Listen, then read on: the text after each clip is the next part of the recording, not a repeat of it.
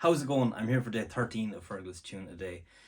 Today's tune was requested on Instagram yesterday. It was a new one to me, so I'm just after learning it. It was written by Will Harmon, and Will has a lovely story over on the session about how he came up with the title of the tune. He said he was playing at a session and he managed to play the perfect Tommy Peoples triplet. And when he was asked how he did it, he said that he banged the frog, which is this part of the bow, on the sofa beside him. So he decided that that was the perfect way to play a Tommy Peoples triplet, was to bang your frog on the sofa. He said no frogs were harmed in the making of this tune. I'm going to go.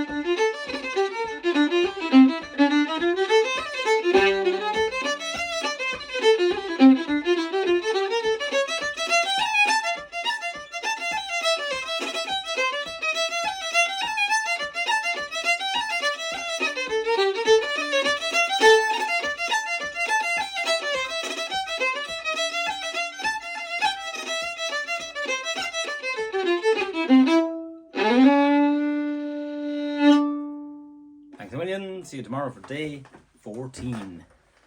Good luck now.